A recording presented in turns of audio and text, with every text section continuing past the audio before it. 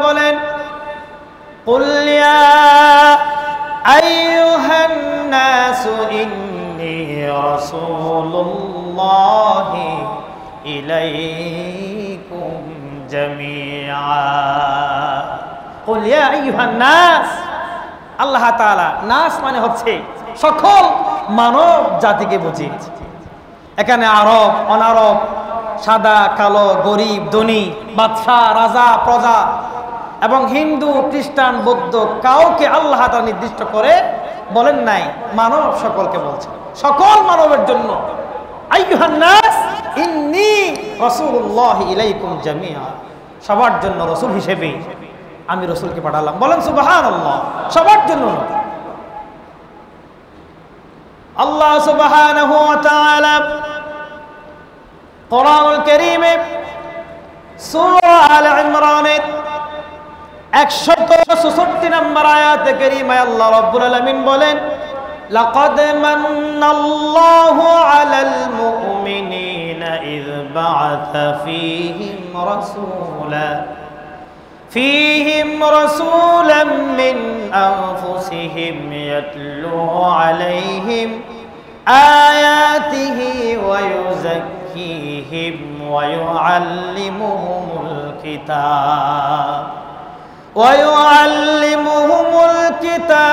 والحكمة وإن كانوا من قبل لفي ضلال مبين।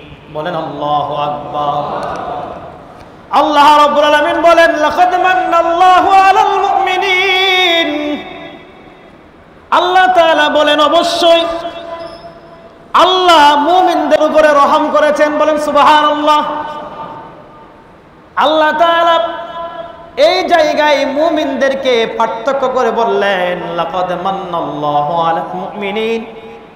আল্লাহ তাআলা ঈমানদার মুমিন যারা আছে তাদের উপরে রহম করেছেন। বলেন সুবহানাল্লাহ। এবার আপনারা বলেন, আল্লাহ তাআলা মুমিনদের উপরে রহম করেছেন, তার জন্য আমরা খুশি না বেজার? সবাই বলেন খুশি না বেজার, কম না বেশি? এবার কেন রহম করলেন এবার আসেন। আল্লাহ তাআলা বলেন, ইয বা'আথা ফীহিম রাসূলাম মিন আনফুসিহিম ইয়াতলু আলাইহিম আয়াতিহি ওয়া ইউযাক্কিহিম ওয়া ইউআল্লিমুহুমুল কিতাবা ওয়াল হিকমা। বলেন আল্লাহু আকবার। আল্লাহ তাআলা বলেন, আমি তাদের মধ্য হতে, মুমিনদের মধ্য থেকে, মানব জাতির মধ্য থেকে তাদের জন্য আমি আল্লাহ তাআলা একজন রাসূল নিযুক্ত করলাম। বলেন সুবহানাল্লাহ। আমি তাদের মধ্য থেকে একজন রাসূল প্রেরণ করলাম। সুবহানাল্লাহ বলবেন না? তাহলে আল্লাহ তাআলা রাসূল কি আমাদের মধ্য থেকে নির্বাচিত করেছেন, নাকি অন্য অন্য কোন জাত থেকে আল্লাহ তাআলা আমাদেরকে এনে দিয়েছেন? বলেন, রাসূল কি জিন থেকে, আল্লাহ তাআলা রাসূল জিন থেকে সিলেক্টেড করে আমাদেরকে নবী বানিয়ে দিয়েছেন? কথা বলেন। ফেরেশতা থেকে একজন নবী বানিয়ে আমাদের জন্য পাঠাইলেন না। আল্লাহ বললেন তাদের মধ্য থেকেই তাদের জন্য একটা রাসূল প্রেরণ করলাম, রাসূল সিলেক্টেড করলাম, নির্বাচন করলাম। সুবহানাল্লাহ।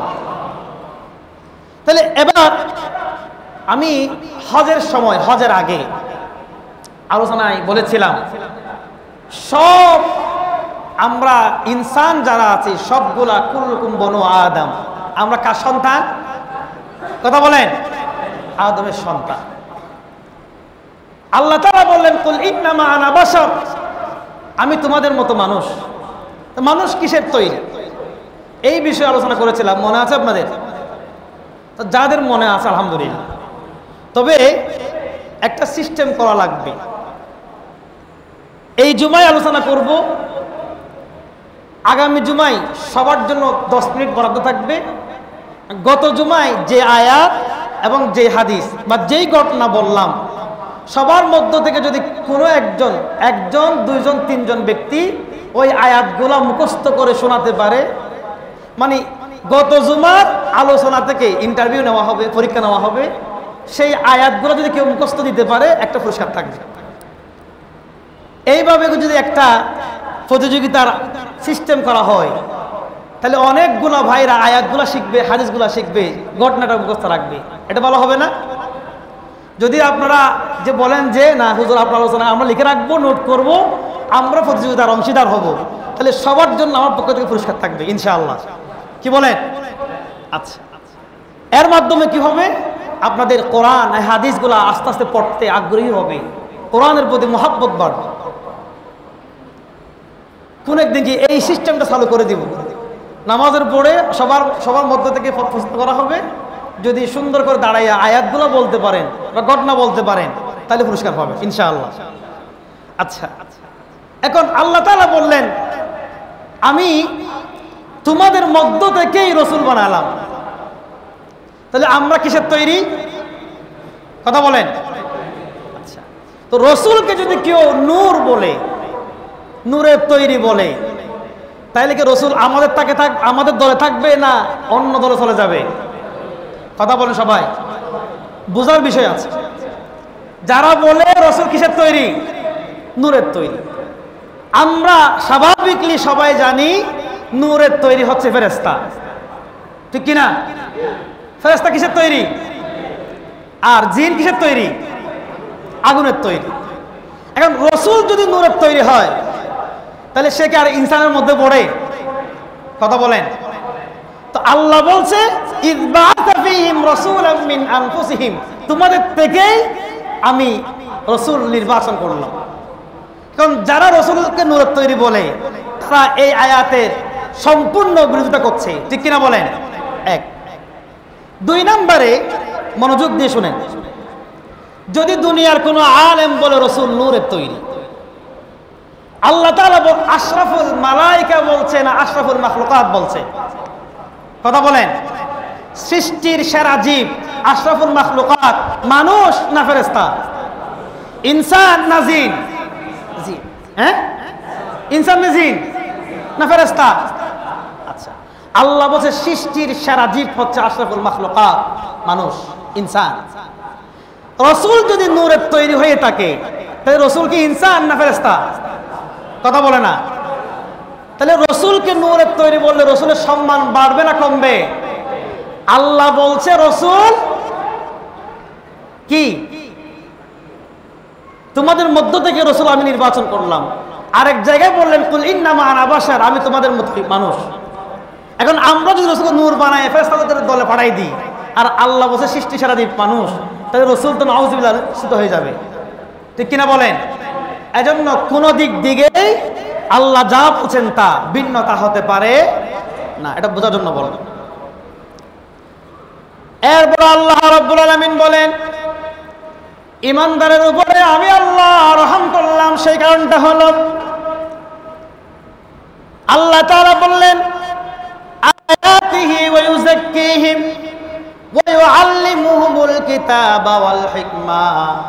আল্লাহ তাআলা মুমিনদের উপরে রহম করেছেন, তার কারণটা হলো আমাদের থেকে একজন নবী আল্লাহ তাআলা নির্বাচন করলেন।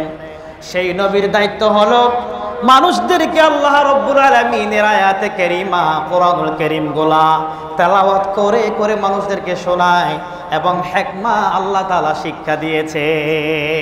আল্লাহু আকবার বলে কোরআনের আয়াত শোনায়া শোনায়া মানুষদেরকে শিক্ষা দিতে পারে, হিকমা শিক্ষা দিতে পারে, এজন্য আমি রাসূল প্রেরণ করলাম। এরপর আল্লাহ তাআলা আরো সুন্দর করে বললেন সেই কোরআনের মাধ্যমে হিকমার মাধ্যমে তোমাদেরকে আল্লাহ তাআলা শিক্ষা দিয়া নবীর মাধ্যমে যে রহমটা করলেন, যদি সেই রহমটা আমাদের উপরে না করত, কোরআন যদি শিক্ষা না দিত, আর হিকমা শিক্ষা যদি আল্লাহর নবী না দিত, তাহলে আমরা কি হতাম?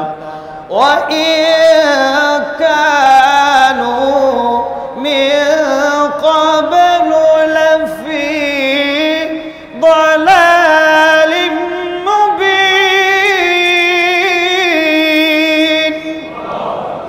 আল্লাহ তাআলা বলেন ও দুনিয়ার মানুষেরা, আল্লাহ তাআলা হিকমা এবং তোমাদেরকে আয়াত শোনায়া শোনায়া তোমাদের পরিশুদ্ধি করলেন, সংশোধনের পথে নিয়ে আসলেন।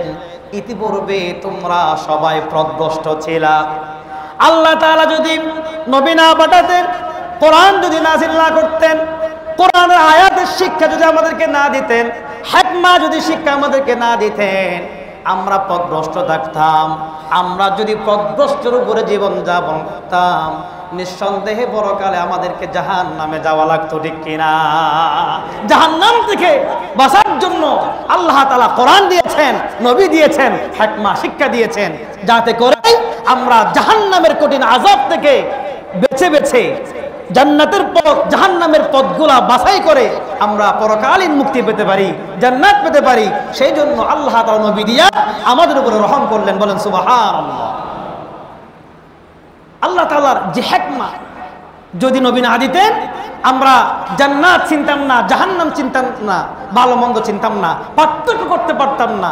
এজন্য আল্লাহ তাআলা জাহান্নাম থেকে বাঁচার জন্যই, মুক্তির জন্য নবী পাঠিয়েছেন। সেই জন্য নবী পাঠাইয়া আমাদের উপরে বড় রহম করছেন, বড় ইহসান করছেন। বলেন সুবহানাল্লাহ। আমার ভাইরা, আমাদের কল্যাণের জন্যই আল্লাহ তাআলা নবী পাঠালেন।